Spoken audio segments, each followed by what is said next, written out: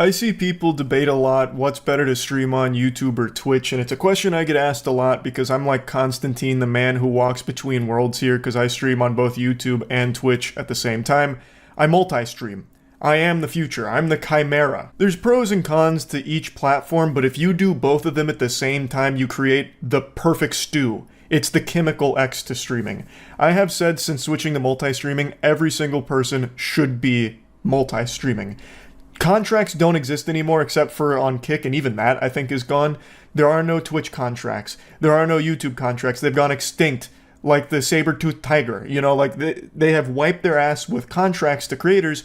So I think you are making a big mistake if you just marry yourself to one of those platforms instead of just doing both. Because you can. When people talk about this subject, they only give like the basic rundown, like the nutsack summary of pros and cons. I haven't seen anyone really go over numbers. I'm going to go over numbers. And I really think that the numbers here tell a very complete story of why multi-streaming should be the norm for streamers. It's in their best interest, and for viewers too, because then viewers have a choice on, do they want to watch it on Twitch where they're going to have a much more interactive chat experience, or do they want to watch it on YouTube where they don't care about the chat experience because it's a lot more dog shitty there. It's basically non-existent chat culture on YouTube streaming, but the playback is a lot smoother, a lot higher quality, and you can rewind it, which is a nice quality of life change. Also, it's a lot better on mobile. Twitch on mobile has been a fucking disaster for me for as long as I've tried to watch Twitch on my phone. Also, the ads on Twitch, they're getting outrageous. YouTube streaming doesn't have nearly as many ads, which is a nice breath of fresh air. Like, there are real pros and cons to both, but these are just the basics. And these talking points have been worn out more than my bussy after eating anything with spice in it. So I'm not just going to be baby bird vomiting the same talking points you've heard a million times. Instead, I want to show you the numbers. I want to bring up my biggest, most profitable stream I ever did on Twitch and then break it down a little bit. It was in 2022 when Moist Esports won the Rocket League Major, the Spring Major, still one of the best moments I've ever had streaming. I peaked at 75,000 live viewers. It was a very long stream that I did, and it took home 11.7K for that whole stream. Roughly 2,000 subs, but most of it came through ads, and most of those subs were primes. Subbing on Twitch is far more common than members joining on YouTube. Membership on YouTube is the equivalent of a Twitch sub where someone on YouTube pays $1. So like a tier 1 sub on YouTube for my channel is $1. On Twitch the minimum's $5, but it's the same concept. You pay money and it's a subscription basically. And that is so much more common on Twitch. So 2,000 subs on that Twitch stream is more than I've ever got through a YouTube live stream by a large margin. And 11.7K is the most profitable stream I ever had in my entire 7 years on Twitch. I actually streamed on Justin TV before it became Twitch. I used to do like World at War Zombies on there and shit, but then I took like a long hiatus and then came back in like 2016. But this was the biggest stream I've ever done. I then switched to multi-streaming last year, and what I've learned is Twitch is much higher potential to earn money while live than YouTube, and it's because of things like the Twitch Primes, which have become a pretty integral part of the Twitch ecosystem, and ads. Twitch actually has more ads than YouTube, and thus, since more ads are playing, that's more money being generated from those ads to the streamers. There's so fucking many ads on Twitch. They pump ads out the wazoo, and they are so intrusive. I wouldn't be surprised if in the next couple years Twitch integrates a system into their player that has like eye tracking capability, so if a viewer looks away during an ad break, it'll pause the ad till their eyes are glued right back to it to finish the ad. It's brutal, but it does have higher earning potential while live for those streamers that have all of these ad breaks that are going on. So Twitch has a higher earning potential through live content. And the VODs on Twitch don't make any money. Like, they just don't. I don't even know if they're fucking monetized. And if they are, I don't know if streamers even see a penny of that. Like, not a single one of those fucking clams makes it to a streamer's pockets through the VODs. But on YouTube, it's a totally different story. My most successful stream on YouTube isn't the one I just had at the Game Awards with over 110,000 live viewers, which is my biggest stream by viewer metrics. The most profitable stream I've ever done, the most profitable anything I've ever done, is this stream right here, my Starfield stream. During the stream, I had 31,000 average viewers with a peak of 38k, which is a big stream. That is a big stream for me. It's actually more average viewers than the Rocket League one, but the Rocket League stream not only was a longer stream, but had a higher peak, and thus you would expect make more money because of the ads and the subs that came through. Well, what if I told you that's not the fucking case when it comes to YouTube streaming? Because this Starfield video actually made $84,000. 84,000 doubloons for a 4-hour stream just playing mid-poop-ass Starfield. The actual... like, this was like an insomnia, try not to fall asleep challenge, basically. $84,000. And it's not because the 31,000 viewers all of a sudden just started, buying memberships or donating tons and tons of money. This wasn't like the biggest documented case of credit card fraud and money laundering that the internet's ever seen. In fact, the live stream itself made 1.6k on ads, and the other $78,000 came from the VOD and the ads that played during a VOD. Now, the membership number there, the 2.4k, a lot of those memberships were just from people watching the VOD and then buying a membership, not them doing it while it was live. Also, the supers and gifts, I'm pretty sure that is live. So you can add the 1.6k plus the 1.6k on the supers, so the 1.6k from the live ads plus the super chats. And let's just go ahead and be generous and say, like, the live stream, while it was live, made 4k. The other $80,000 came from the VOD. This isn't some, like, rare mutation here, like a fucking X-Men of analytics. This isn't some fringe outlier isolated case. This is the way that YouTube streaming is optimized. YouTube streaming is kind of just an afterthought for the platform. YouTube has always been about VODs, the videos itself. So when you finish a stream, it becomes a VOD, and that enters into the YouTube algorithm. And YouTube is extremely efficient at monetizing VODs. So finishing a 4-hour Starfield stream, it immediately saved as a VOD and made tons and tons of money through the VOD. Whereas on Twitch, I don't even think VODs are monetized. And if they are, it's not the creators making the money from the VODs, I don't think. YouTube is a totally different story. You don't make as much money while you are live from people buying memberships or donating money or anything like that. And their ads aren't that frequent on YouTube live streams, thank heavens. But what you miss in live revenue, you make up for with VOD revenue 10 times over. What I showed you with the Rocket League stream was my biggest, most profitable Twitch stream I ever did. So even when I was a daily streamer for like 6 to 8 hours a day for years, averaging between 10 to 20,000 viewers, fluctuating, I would usually be making between 4 to 6k a day. And that was like the norm, with the occasional peak going up to like 8 or 9, and then that being the biggest at over 11. But right now, my viewership combined on YouTube and Twitch is higher than it ever was on just Twitch. On YouTube, I average between 10 to 12k a stream, and on Twitch, it's between like 5 and 6k. It really just kind of depends on what I'm doing at the time. But on Twitch, you'll make more money while live and make nothing once the stream ends. On YouTube, you'll make less money while live and then could make 5 times as much from just the VOD. On Twitch, when the stream ends, it's basically forgotten. That's lost media at that point because no one's fucking watching Twitch VODs, it seems. On YouTube, when the stream ends, well, now the journey's just begun. Like, now, there's no telling what that can generate. Like, take this for example. This was a very normal, pretty low-key stream. I was just replaying Gears of War, one of the most important games in my life. This wasn't a brand new, hot release that would be, like, algorithmically successful. Like, it's not like something the algorithm will be salivating over, pushing out a Gears of War live stream.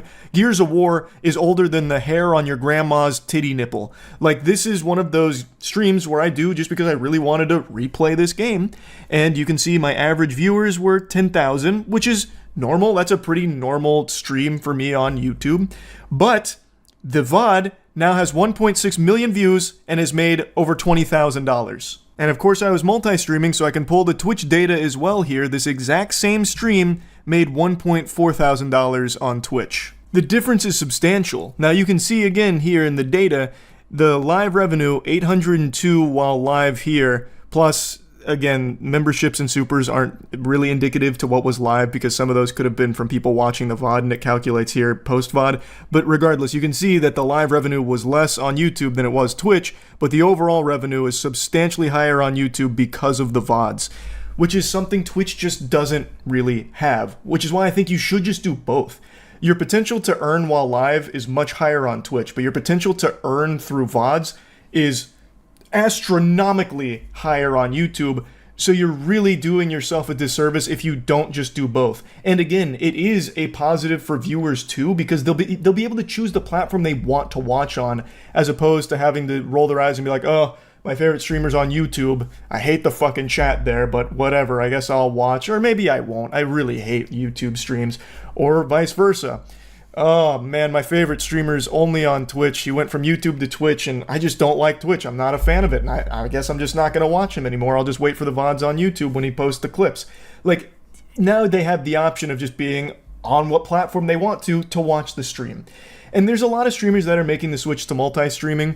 I just really think this should just be common practice for anyone who streams, because there's no reason not to. There is no exclusive contracts anymore. They're gone. Poof, they vanished. And that's great for streamers and viewers alike, honestly. I used to think contracts were the future for streams, but that was until I realized just how efficient multi-streaming is from both a streamer and viewer side. There are just endless examples I can give in my time multi-streaming. Like, here's another super normal one with me playing an indie game that I really like called Another Crab's Treasure. Fucking Crab Souls. Absolute banger of a game, but it's not like this stream was doing crazy numbers, right? Like, the movement on this stream wasn't anything, unfathomable. Average 13K viewers, but the VOD now has over 2 million views, and it's made over $30,000. And to show this same stream what it did on Twitch, the numbers that it put up over there, it did 1.3K during the live stream, and nothing from the VOD. I can go on and on with the crazy numbers that YouTube stream VODs are capable of putting up. Like, here's me just playing Liza P, fucking Pinocchio Souls, 16,000 average viewers, and the VOD has made over $51,000. I just don't think there's a very good argument to only streaming on one platform. There is no reason you shouldn't just multi-stream. Your viewers are going to pick the platform they most prefer, and I think that it's nice to at least give them the option of choosing that for themselves too. And again, the potential for the streamer is pretty huge. So yeah, anyway, hopefully this was helpful for anyone out there that's trying to decide what platform they should stream on.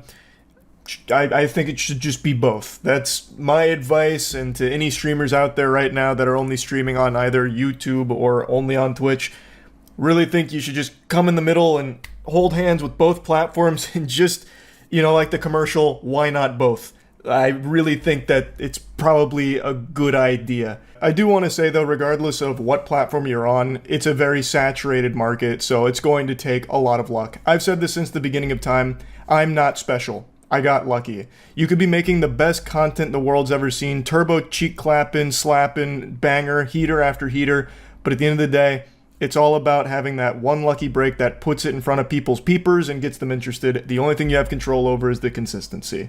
So that way you'll have like a catalog of videos that people can go back and watch after they might find that video that popped off through luck. So that's really about it. So yeah.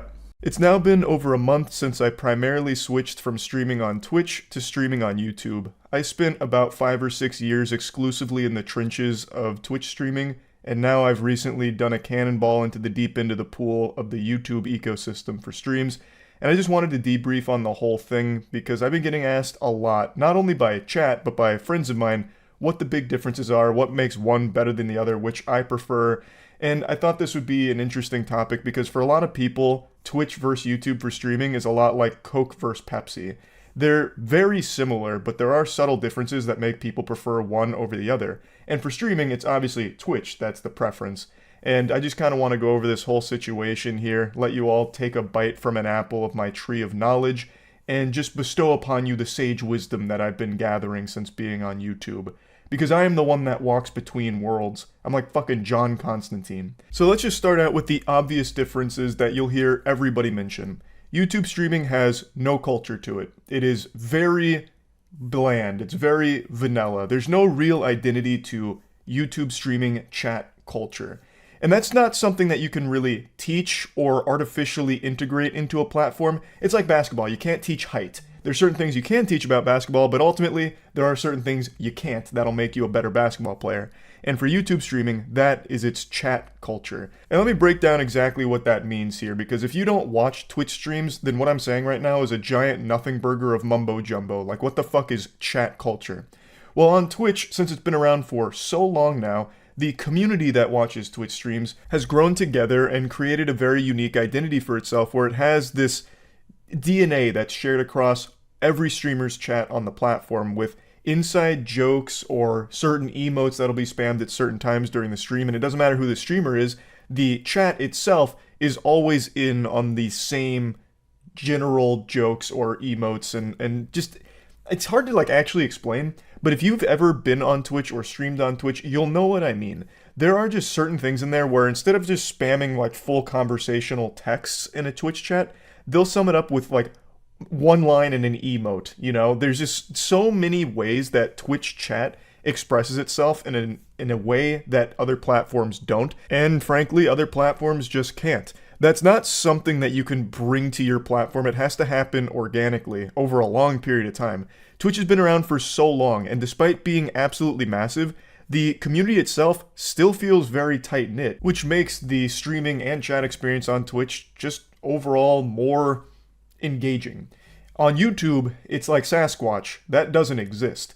And another thing, Twitch does a really good job of making the chats readable. This is a huge thing, actually. Even in the biggest Twitch streams on that platform, you can read the chat because they're smart in that they hold messages for a very small period of time, so that way they come in chunks, which makes it legible. And on YouTube, they don't do that. Ludwig compared it to a sink faucet being turned on, which I think is a beautiful description of it, because it's just this endless flood of gobbledygook. Like, you can't read anything on a YouTube streamer's chat that's popping off because they don't hold anything. It's just real-time blasting you with information, and if you try to read it, your brain is going to blue screen. It's incomprehensible because they don't hold it, which makes it detrimental to the health of a stream and a stream's community, because if you can't engage with your community, they're often not going to stick around. This one actually has a super simple solution I am shocked they haven't implemented yet. Just put the rectangle in the rectangle-shaped hole here.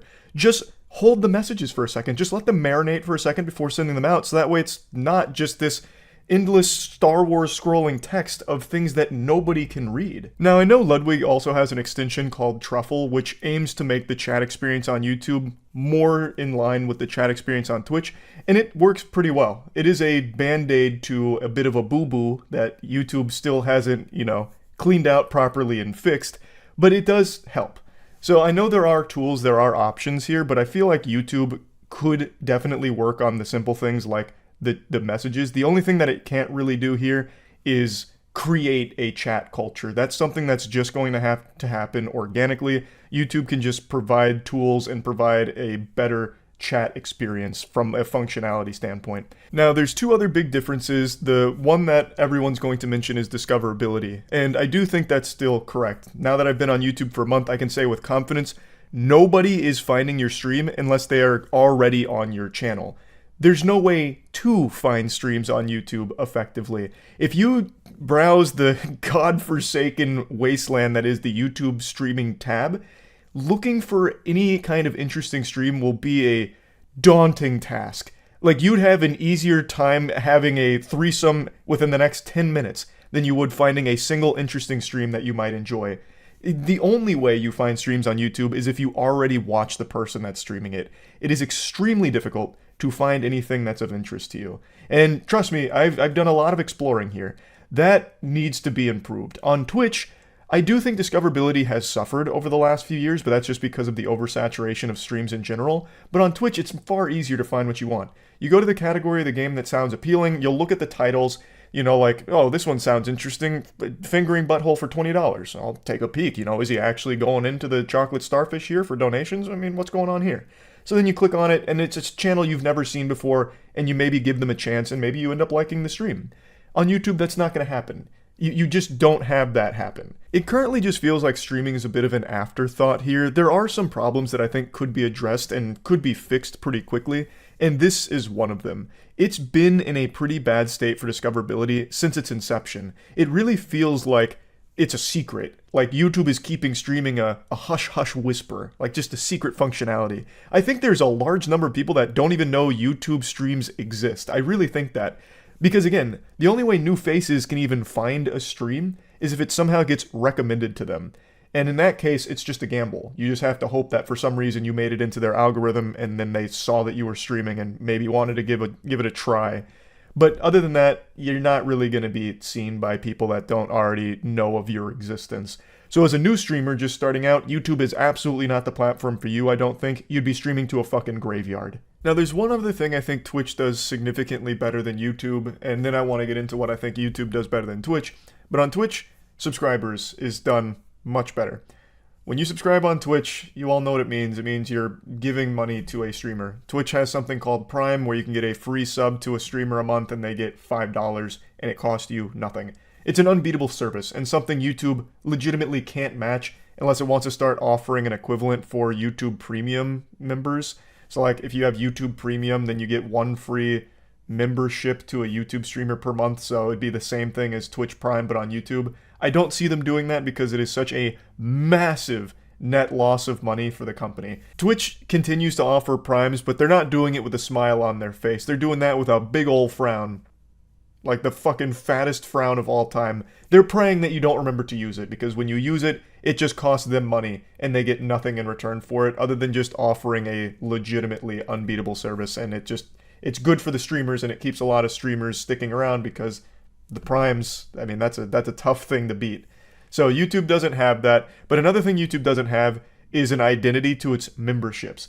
When you hear subscribe on Twitch, you immediately know what it is. When you hear membership on YouTube, you're left scratching your head going, what are you talking about? Because even when you're looking at the stream, there's no membership button. But then when you're actually watching the stream, you'll notice there's no such thing as the membership button. It's a goddamn lie. What you need to locate is the join button, which in and of itself is kind of in a suboptimal location. It's right next to the subscribe button there, and on mobile, good luck finding that. It's a game of Where's Waldo.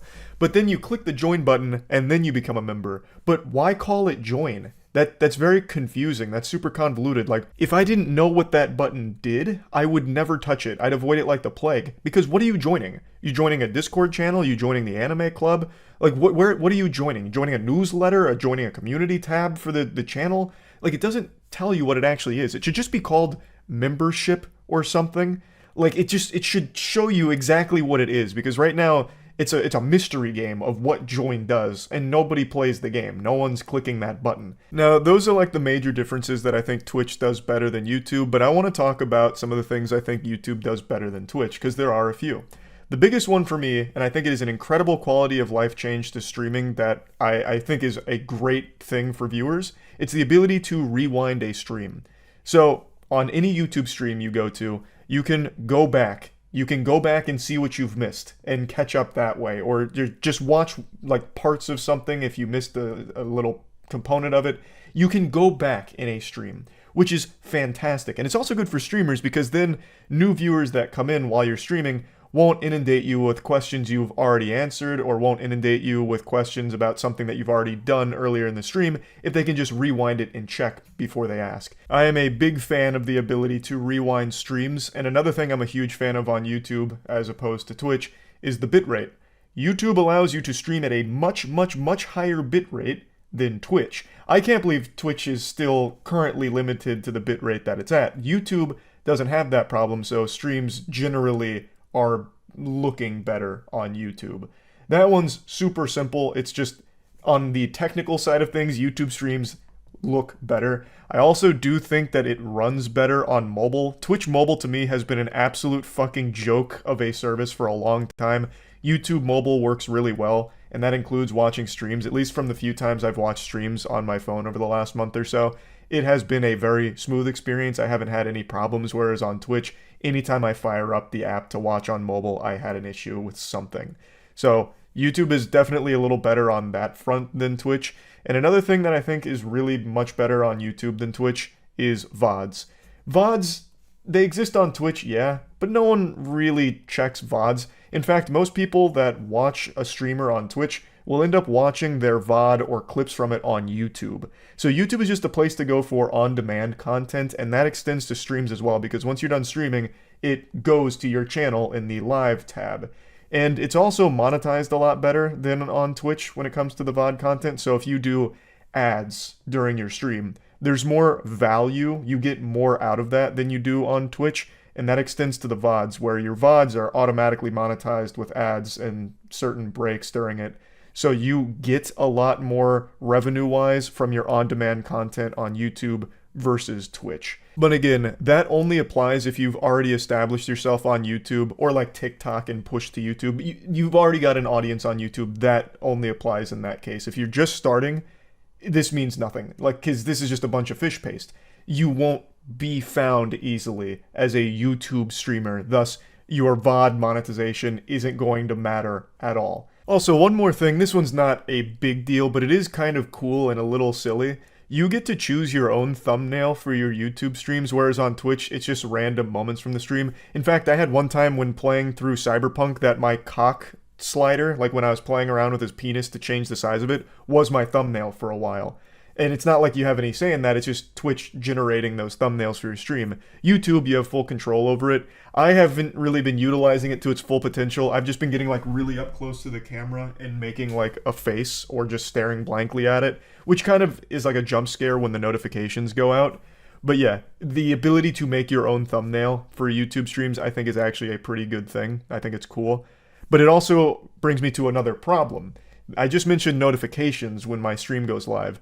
That's not commonplace. Notifications aren't exactly the norm for YouTube streams. Very few people get them. I was actually talking to Danny about it like 2 weeks ago. Danny has no idea when I go live, and he's subscribed with the bell and all of that shit, but still, that notification doesn't really get sent out. Whereas on Twitch, you know what you're there for. You're there for streams. So you'll get notification for streams. YouTube, you're not really there for streams. Nobody's really there for streams. They're there for the VODs, their video content.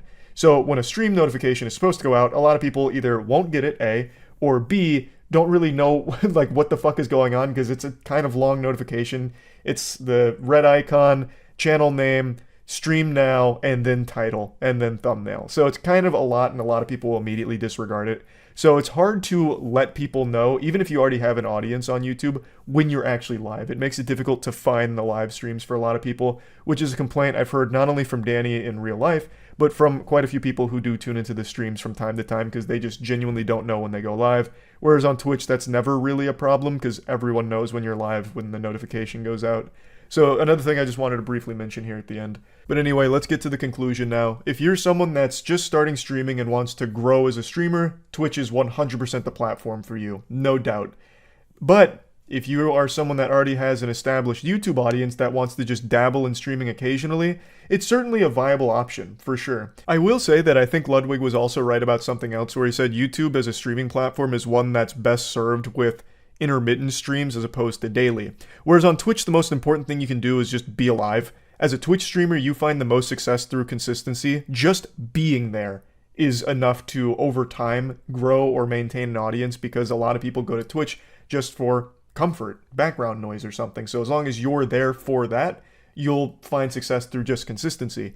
YouTube is kind of the opposite. No one's going to YouTube streams for the comfort or anything. They're going there for the novelty of it right now because, again, it's not why you go to YouTube. So if you see a stream and you're like, oh, this sounds interesting, then you check it out for a little bit and you need to capture those viewers' attention. And usually if you're just doing daily streams, you're not coming up with innovative new creative ideas for every stream. So there's a good chance someone tunes in and they're not interested in the game or whatever you're doing, so they just leave. So Twitch is really good for daily streams. YouTube, you'll probably find more success if every stream is a unique one.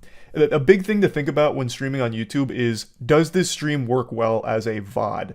And if the answer to that is yes, then YouTube is a really good streaming platform because you can stream it live, you can engage with the community live, and then it lives on as a VOD, which is very monetized effectively, and can enter the YouTube video algorithm so you can get new eyes on the video content itself, assuming, of course, it gets picked up and it's like a good VOD. Twitch, that doesn't happen. Once the stream is done, very few people are going to look for the VOD on Twitch. They'll look for it on YouTube first. So all in all, my impression on like the big picture thing is anything that works really well as a live stream is going to perform better on Twitch than YouTube, most likely, because more people outside of just your core audience can find that content on Twitch while it's live.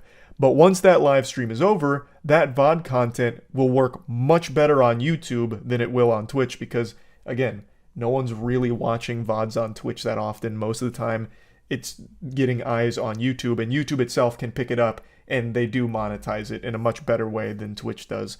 So that's kind of like the overall impression of everything I've had so far on both streaming platforms. Again, I've only been streaming on YouTube consistently for like the last month and a half, whereas I spent 5 years on Twitch. So maybe my impression of YouTube will change over the next few months or the next year or so. We'll see.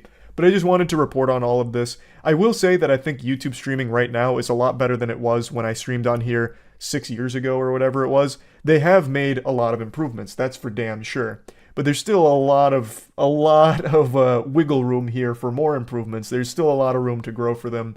So yeah, just wanted to put all this out there. That's really about it. So yeah.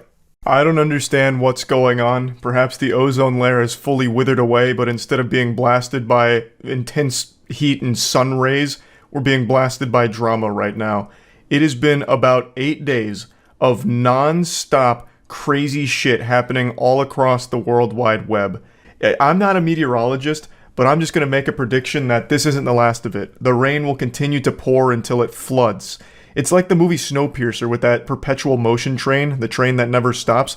That's what we're in right now, except our train is powered by drama. So we have to keep shoveling drama into the train like coal in order to power it. With the rate all of this internet drama is going, I wouldn't be surprised if tomorrow I woke up to an Instagram live of Mark Zuckerberg unzipping his fucking face and revealing that he actually is a reptilian lizard man. It hasn't even been 2 days since I made a full breakdown on all of the Twitch drama, and already 1,000 new things have happened over there. But that's not even what I want to focus on with this video here. I just want to talk about the last 8 days worth of stories that have come out outside of Twitch as well. Because it's not all localized to Twitch situations. However, I would argue that this was the patient zero here. This was the genesis of all internet drama over the last 8 days. All starting with Shit Camp. That was like the nexus event for us. And from there, the cup runneth over. So all of the controversy that started on Twitch started leaking out elsewhere like a plague. And then all of a sudden, drama from all places on the cyberspace, the cyber realm started to surface. And it's just been almost indescribable. It's like reading a book, and by the time you finish it, the sequel has come out. And then by the time you're halfway through the sequel, the next sequel comes out. And then before even getting to that follow-up third entry into the trilogy, the fourth and fifth book have come out on the same day in a surprise double drop, double fist. It's just overwhelming, almost daunting to try and get a handle on all of it and keep up. Like a toilet that blew up, and now it's just spewing shit non-stop. So let's just go ahead and start with Twitch, since I already made that video breaking it all down, and a lot's changed and a lot's evolved since then. So I briefly mentioned a very serious thing that happened on Twitch involving sexual assault, a potential cover-up, all kinds of moving parts to that story. That's not something I treat as goofy drama. So again, I'm not going to go into super big detail on that whole situation, but I will say that story has had a lot of twists and turns to it, where now all of a sudden the focus isn't even on the victim of the sexual assault or the perpetrator accused of committing it. It's now shifted entirely to big streamers just pointing their fingers at each other and calling each other names and throwing as many debate term buzzwords at each other as they could possibly muster. And it is just kind of a mess. I, again, don't really treat this super lightly, so I'm not going to talk too much in detail about it. I'd recommend listening to Adriana Lee, the victim of the case, and get it from her. I know that was pretty brief and a bit vague, but I think that situation is one that is very serious and deserves to be treated with quite a bit of respect. And in this video, I'm just going over a lot of wacky shit that's going on. There's nothing wacky about all of that. So moving on, let's get into something that is wacky. Twitch killing itself. I made a whole video yesterday talking about Twitch's new policy update and how it could very well bury the platform, and only a few hours later, there were already big streamers talking about how they most likely won't stay on Twitch should this new policy go into effect. One of the biggest ones is Germa. Germa is one of Twitch's most creative streamers. He does some of the best events the platform ever sees. He has a massive audience, and this is what he had to say in response to the Twitch announcement. If I am forced to run ads on this platform, I will leave this platform. 100%.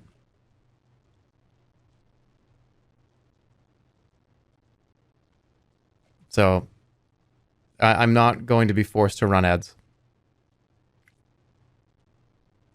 Now, here's the thing. Ads do play, pre-rolls play, and I don't really have that much control over that. I do have control over if one essentially runs while you're sitting here. And I don't want to do that. I don't want to run ads. Germa's not alone here. Most streamers feel this way. Being forced to run ads sucks ass. No one wants to do it because it's intrusive to the content, it breaks everything up, and it's a terrible experience for your viewers. No one likes to be running ads. The people that do it, myself included, are contractually obligated to. For me, it's 3 minutes per hour. For most streamers, it's around that same as well, maybe 4 for some of them. But yeah, everyone hates running ads. It's like Garfield hating Mondays. It fucking sucks. And now Twitch is putting a much heavier emphasis on it, and like I mentioned yesterday, I'll briefly recap. Twitch put out a statement saying that they're getting rid of the 70-30 revenue split with streamers.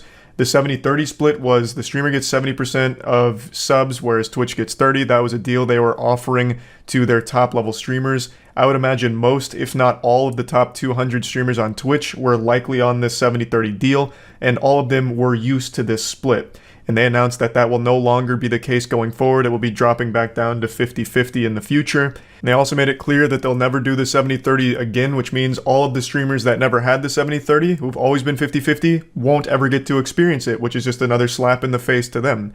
And I argued that by doing this and driving away their top-level streamers, it'll motivate them to go to a platform that has that 70-30 deal they're used to, like YouTube. YouTube has a 70-30 split. It's standard for all of their streamers.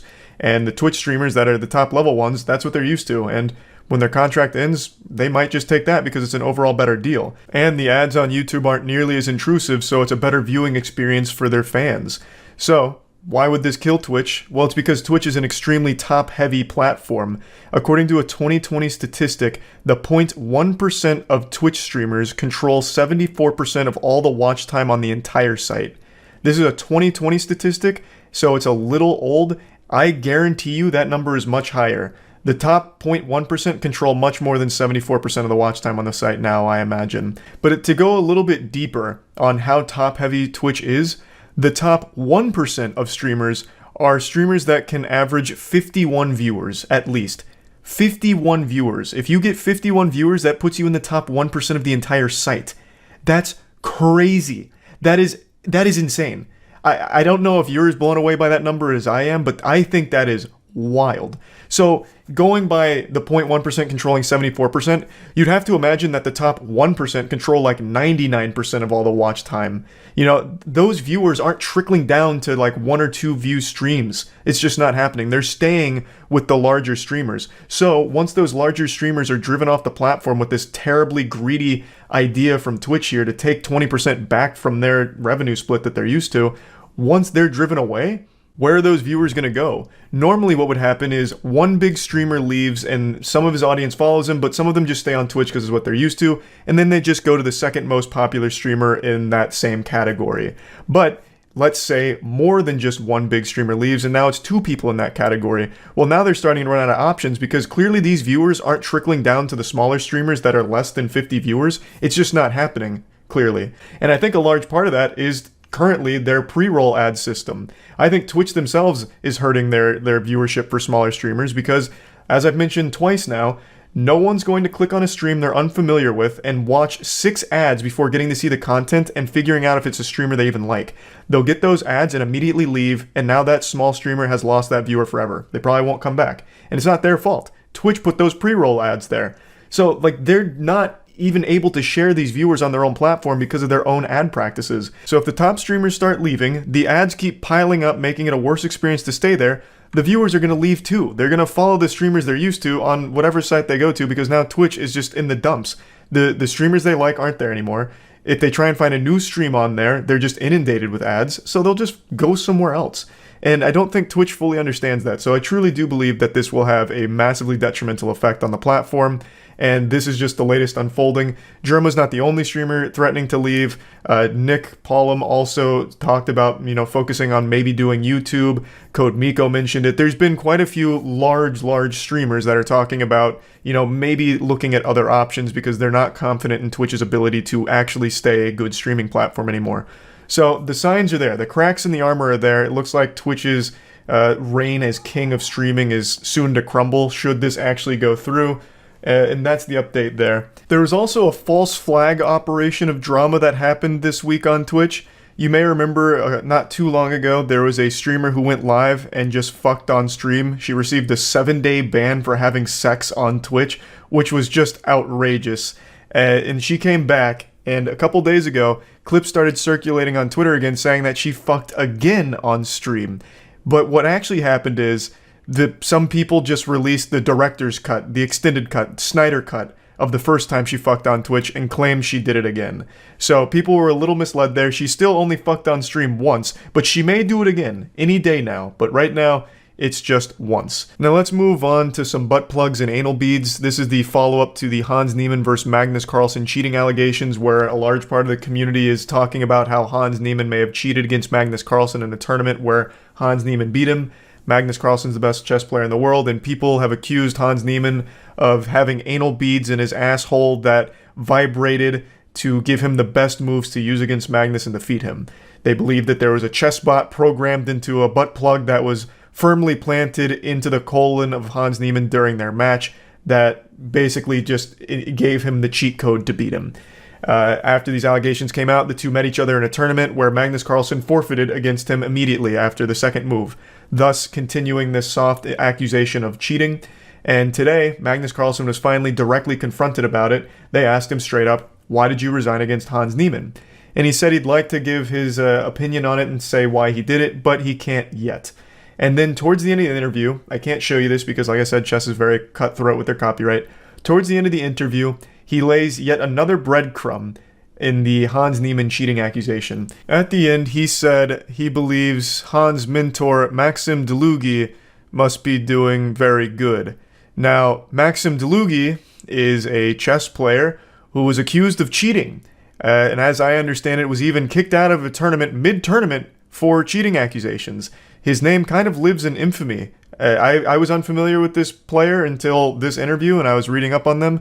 It's a player that has a lot of controversy surrounding him and cheating. This obviously got the chess community pretty fired up here because that can't be a coincidence that he would name drop that player knowing his history. So everyone believes that Magnus Carlsen is gearing up to finally speak about his thoughts on Hans Niemann and his play, whether or not he's cheating or this and that. So that's the latest little scoop there. And now let's move on from everything Twitch related. Anthony Fantano versus Drake. The Melon versus Drake. Anthony Fantano is the biggest music critic on the internet, and he is hated by a lot of people for his opinion on music, including artists themselves. But none have embarrassed themselves quite to the same level Drake did. So Fantano made a joke saying, "Drake sent me a DM with a vegan cookie recipe." And in response, Drake, he doesn't want to look sensitive. Like, he's not a vegan. Are you kidding me? This is a man's man. He'll fuck a girl's pussy while also fucking her butt at the same time with his double dicks. Like, he doesn't want anyone thinking he's sending vegan cookie recipes to Anthony Fantano. How soft can you be? So, in response to that joke from Anthony Fantano, Drake himself leaked his DMs, and what he actually said to Anthony Fantano is this. This isn't Photoshop, this isn't smoke and mirrors, not make-believe, not clickbait. Drake himself posted this on his own Instagram story, thinking that it was like a slam dunk, but it just bleeds insecurity here. This is clearly a reference to Anthony Fantano himself, the light to decent one thing, so it shows that Drake actively watches him, and I really get the impression Drake just scrolls through Twitter and reads all kinds of opinions about him, because he always seems so hurt when someone doesn't like him. It's crazy how insecure Drake comes across from time to time, and shit like this is so embarrassing. What a fat fucking L. I can't believe Fantano has beef with Drake, and that Drake is playing ball with it somehow and doing such a poor job of it. So, I mean, this story's not super deep or anything. It's just really goofy, and I wanted to bring it up. Another thing that came out only a couple days ago is Adam Levine of Maroon 5 having an affair with an Instagram model, even going as far as to ask the Instagram model's permission to name his upcoming baby after her. Now, apparently there's more than just one person that he's allegedly had an affair with or cheated on his wife with, but the only one that I've seen come forward with like a lot of stuff is an Instagram model named Sumner, and the texts, the DMs have gone viral as a meme format because this guy flirts like a fucking Redditor. Don't just take my word for it though, listen to this silver-tongued devil yourself. It's truly unreal how fucking hot you are, like it blows my mind. You are 50 times hotter in person, and so am I. Ha ha ha. And then you also have this timeless classic. This one is what's become a big meme on Twitter. Holy fuck. Holy fucking fuck. That body of yours is absurd. Bro, that body is... It makes no sense. Bro, that body straight up goes wacko mode. Your body is a scientific anomaly for which I cannot calculate. It makes no fucking sense to me. I can't empirically prove why your body is so good. And then, of course, you finish strong. This is like mid-nut. I may need to see the booty. Fuck. Adam Levine really channeling his inner pirate there. About to plunder that booty. And that's where the story's kind of at right now. It's only been like 2 days here, so that's still developing. But anyway, these are like the main stories. There's been quite a bit more than this, but it's not like huge stuff nor goofy stuff. This has just been like the main things that I've been following and seeing. So I just wanted to at least bring everyone up to speed here, give you the little update here, and that's about it. See ya. You think YouTube gaming is becoming a serious competitor to Twitch? Yes. I think it's always been a serious competitor to Twitch. The main thing it's missing is discoverability. But even still, it's a very viable competitor to Twitch. But you need to have a pre-established audience to make it on there. You can't really start as a streamer on YouTube. It just won't go well. I'm pretty sure Ludwig just made a Mogul Mail about it, didn't he? Let me see his take on it. How's it going, boys? Welcome back to Mogul Mail. Before we jump into this, we have to figure out what we're going to name today's video. Oh, what smart. Weird dystopian title will the wheel decide for us today? Let's go. I know the answer, unfortunately. YouTube is killing Twitch. Spoilers are in the title. That just happened you might not know about. Starting with one that I feel like is not really on people's radar if you're in my sphere of creators. FaZe Swag. Yep, I knew it. Which is a real name that Swag I'm like picked. fucking omniscient By the way, here. Not Swag like... Anyway, FaZe Swag had an announcement. Right. My next chapter, the whole thing. Okay. Actually, maybe the most successful jump in the first week I've really ever seen. Again, a lot of that can be attributed to like the hype. When Ninja first went to Mixer, his first week or 2 weeks of streams had almost identical viewership to Twitch, if not higher. And then as those people start to like try the platform out other places, they leave. I'm not saying it will happen to FaZe Swag. In fact, there's a good chance it doesn't. It's just hype train, you know. It's new, it's fresh. There's a new toy in the toy box. Everyone's coming to check it out. So they're on YouTube streaming for the first time ever, watching their favorite streamer. He goes offline, they leave, and then maybe they don't come back next time he goes online, you know. It's just, again, you never know the longevity of it when you make that switch. But it works for Doc. I think Doc actually held the same viewership as he did on Twitch. I think he still holds it. And Ludwig is also still in the exact same viewership almost as Twitch. I'm pretty sure it's the same. Yeah, it's mainly for creators who already use the platform. Like I said, you're never going to do well starting as a streamer on YouTube. I didn't... You just have to have the I audience just want to already. be clear that... There's also one thing Ludwig mentions here that I didn't really expand on too much when I was talking about it on stream, but I want to just briefly mention it here. The chats. Twitch chat is just an objectively better experience than YouTube chat. Full stop. I don't think there's anyone that would argue the opposite. YouTube chat just doesn't function nearly as well. I'm not even talking about like chat culture, like Twitch chat culture versus YouTube or whatever. I'm talking about purely from a functional standpoint. YouTube chat is just an unreadable mess most of the time, and it just becomes such a fucking chore to try and keep up with what's happening in any given YouTube chat. It's terrible. Now, I know Ludwig has his own program to solve this and make the chat better, but just from like a base standpoint on streaming platforms, YouTube's chat is a lot worse than the chat that Twitch has. coming over, which I think adds to YouTube's gaming strategy of getting people who are in the same ecosystem, right? So they want like, you know, Saikuno, Lily, Leslie, and then they want on the other sphere like Tim, FaZe Swag, Dr. Disrespect, so that people are super moving smart over, communities are moving over, rather than what seems to happen when large creators leave is they all just go to the next biggest creator in the group. Yeah, the buying the whole community is the best thing you can do, which is what Mixer failed to realize. So after Ninja's crew, like when Ninja goes offline, there's no crew for them to go to anymore. So all those viewers are now homeless, left out in the rain with the dick in their hand. So they just go back to Twitch. Whereas YouTube's strategy is buying everyone who's already like adjacent. So that way, okay, Leslie's gone offline, but Lily's gone online, so now they stay on the platform. They figured it out. Like that was the optimal strategy. And it's working pretty well. Spamming Ripticos every single. I've had enough, man. No, I'm not even fucking kidding, dude. I've had enough. I can't even. I'm not even. I'm leaving. No way. I'm done. I'm done. In fact, I'm honestly, dude. I'm not even gonna. I gotta take a break from streaming, dude. I'm gonna lose my fucking mind, bro. And then Yikes. he changed his Twitter account name to user not found. And so that's the clip everyone's talking about. People said he melted down at the end of the stream and called it quits abruptly and left and hasn't come back. He's going to YouTube. The spoilers, like 100%. There's a 0% chance that this isn't just more fucking awful marketing here. He's just going to YouTube. His contract just ended. Hey, this is Charles from the future here. So I was half right with this prediction. You know, I wasn't fully Nostradamus or anything, but I was kind of right. Ninja announced that he's going to every platform for streaming. He's going to be simultaneously streaming on all of the platforms, and that does include YouTube, so kind of right. It's like half a W. The only platforms he's not streaming on, unfortunately, are D-Live and like Rumble and shit, I guess. So he didn't go to the really niche, odd ones, but he chose most of the major ones. It's just the YouTube has terrible discoverability, so no matter what you're doing or how good you are, you're probably not going to find an organic audience from YouTube streaming alone.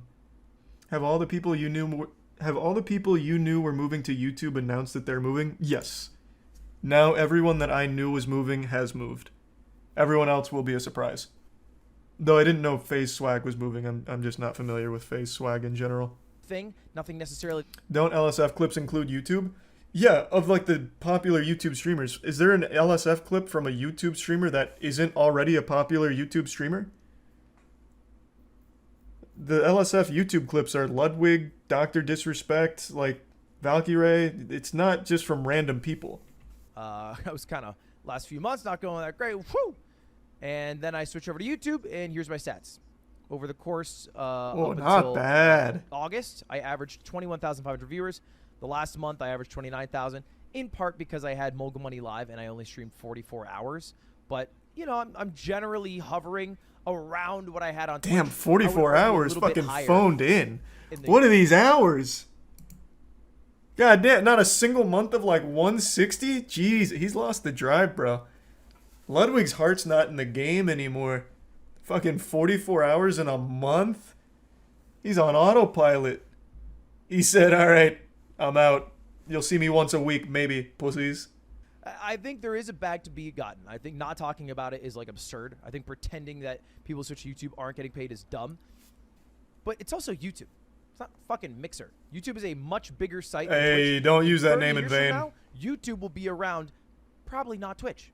Like realistically, websites don't live that long. YouTube's shelf life will be a lot longer. I mean, he's not wrong. Yeah, I think Twitch needs to really focus on making meaningful updates and stop embarrassing themselves. Because he's really not wrong. Twitch isn't like highly profitable. Like they do turn like a good profit, but in the grand scheme of like the most popular sites, they are way behind. They are way behind. So many ads, more than television by far. Depends on who you watch. Most Twitch contracts are like 3 minutes per hour. I don't know when the last time you watched TV was, but I can tell you it is about 8 minutes per 30 minutes. Alright, full disclosure, I was a little off on these numbers here, so I decided to double check. I went through multiple sources, and it seems that the average for major network television commercial density is 15 minutes of ads per any hour-long block of programming. Now, on more independent channels or less major networks like the not huge big boys, it goes down to about 11 minutes of ads per hour of programming. So between 11 and 15 minutes of television is ads per hour.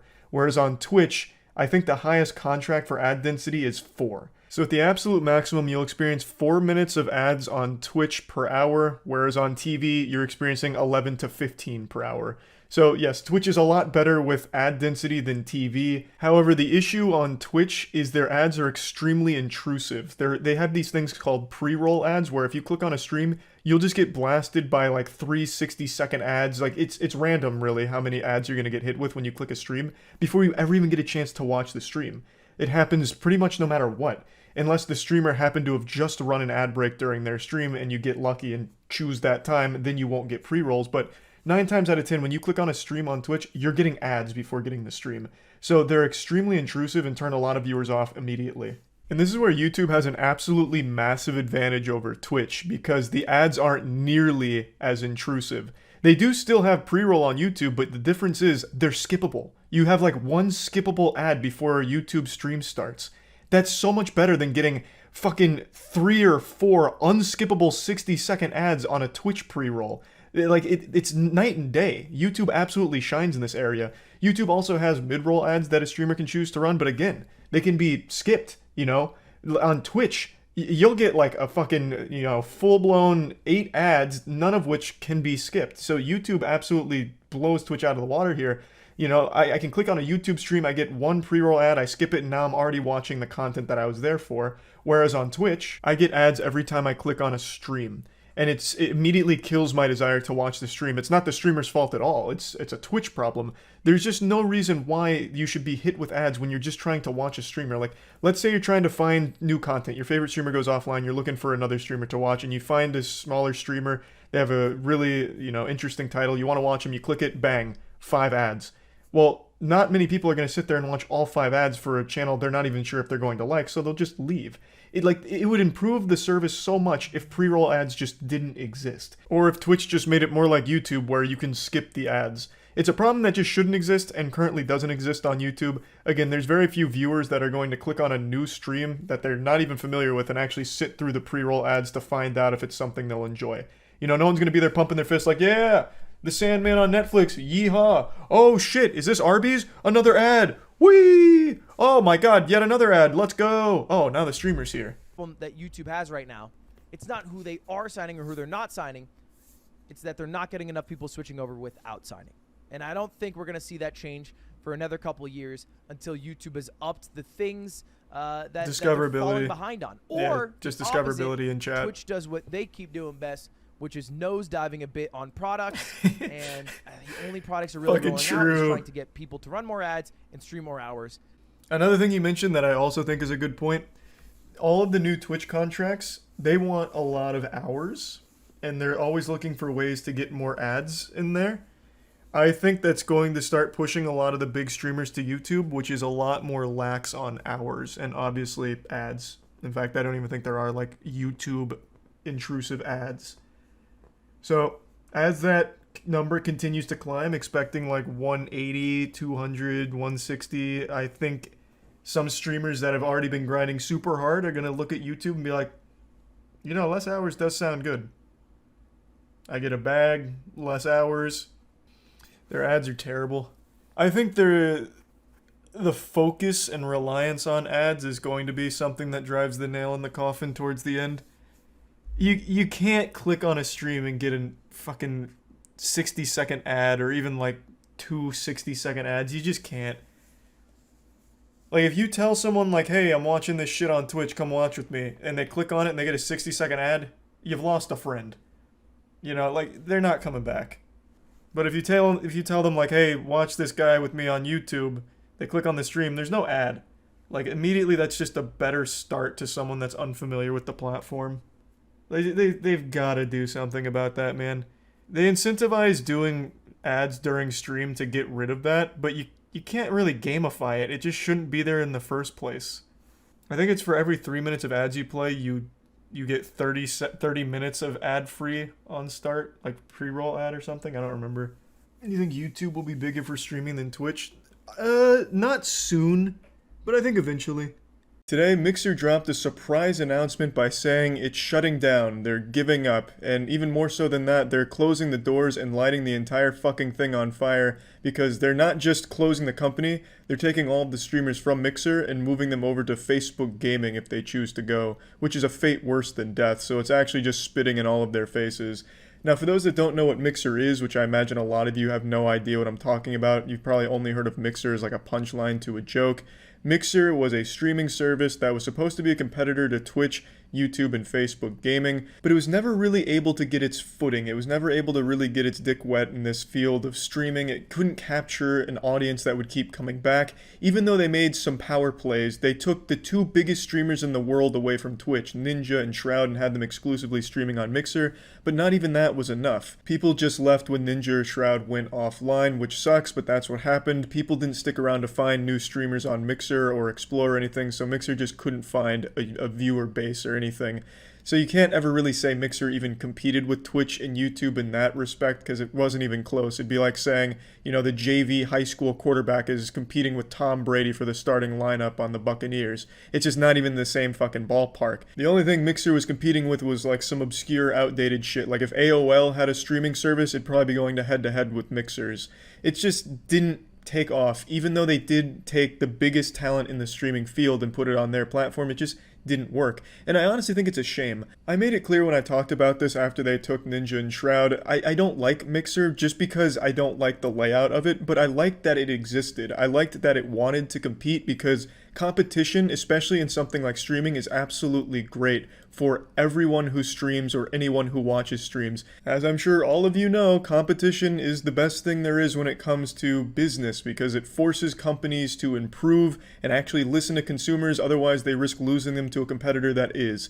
And that's what I thought Mixer could be for something like Twitch, where Twitch was having a lot of problems and it wasn't listening to its community, but now Mixer had just taken their two biggest stars away from them. Maybe that would force Twitch to, reevaluate how they run the site. But unfortunately, Mixer just couldn't get to a level where they were an actual threat to something like Twitch or YouTube or Facebook Gaming. And I think that's unfortunate, but this shutdown is more than just a company shutting down. This has absolutely devastated a lot of people that have dedicated their lives to streaming on Mixer. And this, I feel like a lot of people probably knew this day was coming at some point, but just not this soon. This was like a septic tank that just fucking blew up. A stick of dynamite was shoved in there by Microsoft and they just blew the whole thing wide open here. Microsoft did what it does best. Ruin a fucking company. Not that Mixer was doing incredible on its own, but Microsoft gave it the curse. Who remembers Skype? You guys remember Skype? Skype was a household name. When you thought of talking online, texting your friends on the computer, voice or video chat with your friends, you thought of Skype. Hey, I'm going to Skype my friends. Got to hop on Skype. Got to talk to some friends. I'm going to get on Skype tonight. We're going to hang out. Skype. Everyone knew what Skype was. It was huge. It was the go-to for chatting online. And then Microsoft does what it does best, and fuck it. Nowadays, Zoom. Zoom now has that brand recognition, but Skype used to have that. And Skype today is basically just official malware. Skype is literally a fucking virus on your computer. There's been no improvements to it, no changes, nothing to make it competitive with anything. It's just been this stagnated hemorrhoid on your fucking computer that ships with a computer by default at this point. It's just a fucking worthless piece of shit. But it didn't have to be that way. It was literally a household name and probably one of the biggest programs on the internet for a long time. But Microsoft didn't know what to do with it and just let it die. They've now done the same with Mixer, except with Mixer, they tried two things. They tried poaching streaming talent and then nothing else. That was their second approach. Let's just do nothing and see if it works. Well, our first thing didn't work. Okay, we're done. That's what they did. Maybe there was a future for Mixer. But Microsoft didn't want to play the long game. They acquired Mixer in 2016, 2017, I don't quite remember, but either one, it doesn't matter. It was still very young in its infancy, and they only really tried in the last year to do anything meaningful with it by taking Twitch streamers, and really, they did change things. That made streamers realize, okay, so we're worth something to these companies, which allowed them to negotiate contracts with Twitch, Mixer, YouTube, Facebook. So they did do something, but it didn't grow their platform. And that, or at least it didn't grow it as fast as they wanted it to. They were trying to fucking speed run streaming services here without ever putting in the actual work to organically grow it, and then they gave up. It didn't even take a full fucking year. Ninja and Shroud, they are kings in this right here. They fucking came out like an actual goddamn god. They got a huge deal to exclusively stream on Mixer. They kept their Twitch accounts. They didn't even have to stream on Mixer for a full year. And now Mixer is closed and had to pay their entire contracts in full and can go right back to Twitch. They have the freedom to go to wherever they want, and they'll likely go back to Twitch. That is huge, so congrats to them. But it really fucking sucks for all the smaller streamers on Mixer that didn't get partnered by Mixer, or did get partnered by Mixer, dedicated everything to it, and now have nothing except the, hey, why don't you try Facebook Gaming? That's like getting a Jelly of the Month Club membership that you have no desire for. It's just worthless. And they just let everyone know over a Twitter post. They didn't even have the decency to reach out to, their top Mixer talent and be like, hey guys, look, this is what's going on. We're going to need to figure something out together. They didn't even do that. They just fucking dropped it on Twitter. And then if you went to Mixer after that announcement, almost every stream on there was fuck Mixer, with the people crying, literally crying, because, they dedicated their lives to Mixer, investing in the potential, the possibility that Mixer could be an actual competitor to the big boys, and they must have fallen in love with something specific about the platform that now they just got fucked out of, with no warning, and that's terrible. Now, I imagine everyone on Mixer will probably go to Twitch, and I imagine their viewership will actually probably increase because, Mixer, again, was really struggling in that regard, so it could be a net positive for some of these creators, but that's down the line. Immediately, their live, it's come to a screeching halt because of this decision out of the blue with no warning. So now they have no plans and no preparation, that they're going to have to figure out where to go from here. And I can tell you where they're not going: Facebook Gaming. 100%. I can tell you the majority of those people are not going to Facebook Gaming. Even if the platform looks appealing to them, out of pure principle, after what Mixer did to them, they will not be joining Facebook Gaming. I can almost assure you of that. And especially when Facebook Gaming has a program called Level Up, that shit's terrible.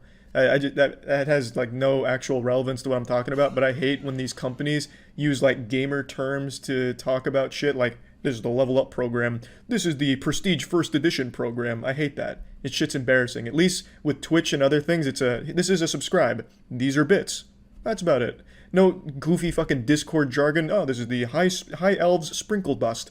Look at this. It seems Nice Guy Mc45 has just sparked up 15 quablobbles on ya. Wowee. Hate that shit. So fuck the Level Up program. But yeah, anyway, I just wanted to talk about this because it is such a big deal. I did make a video initially talking about when Mixer took Ninja away from Twitch and, where I thought that was going to lead. Spoiler alert, I was totally fucking wrong. I thought Mixer was actually going to be a competitor to Twitch in 2 or 3 years. They didn't even make it a full fucking year after that decision. So I overestimated Microsoft's ability to stick with something, I guess. But yeah, anyway, I just thought this was something that was worth talking about, and really good luck to everyone on Mixer that's now looking for where they're going to go next. That's about it. See ya.